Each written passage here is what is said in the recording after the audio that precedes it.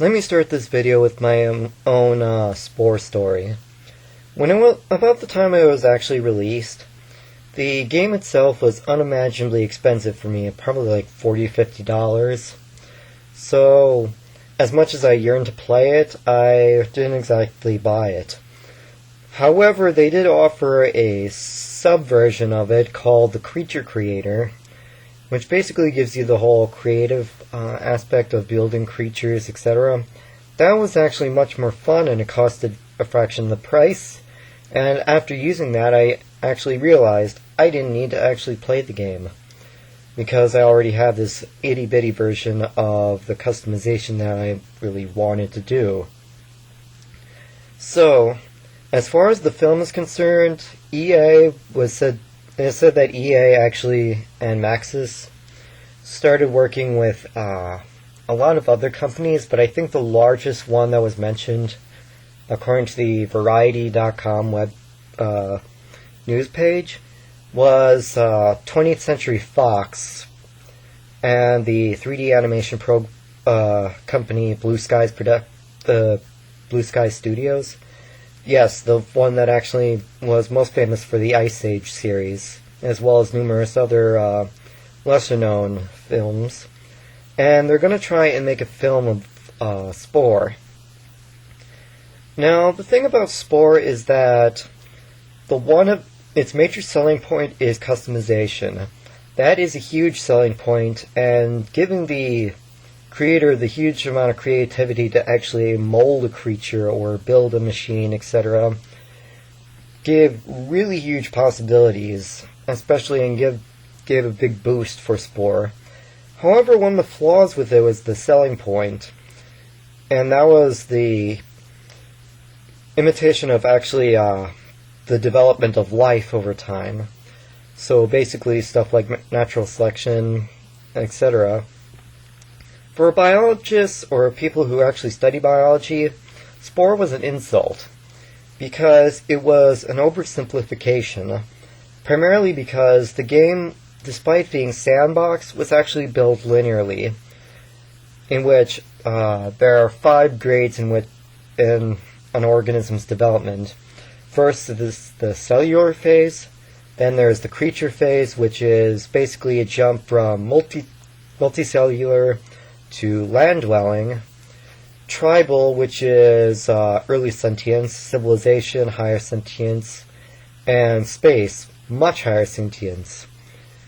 It just seems that with this development, it sounded like the ladder of being, or manifest destiny, which is a common myth of the process of evolution, because life isn't necessarily the whole progression from low to higher organisms.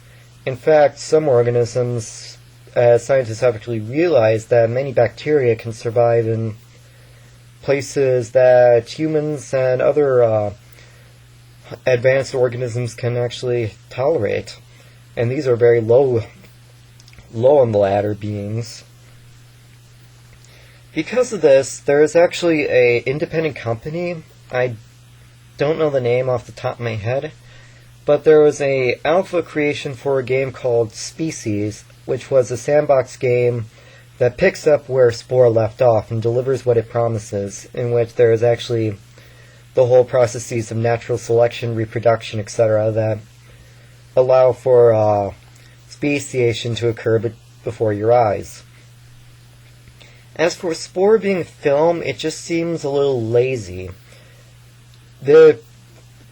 I guess probably because of the selection, but Spore was actually a great seller despite some of its criticisms.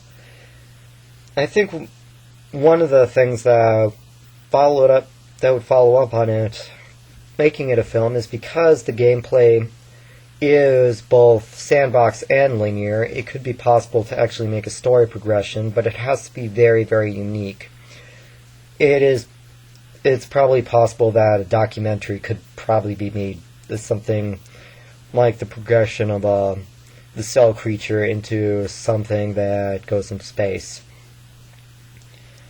But overall, since there isn't much of a story in Spore to begin with, it's as Maxis is most famous for its sim games, which are God games have no absolute progression as far as story is concerned, but basically puts you in the controller's seat of as the malevolent or benevolent creator and have you do whatever you please.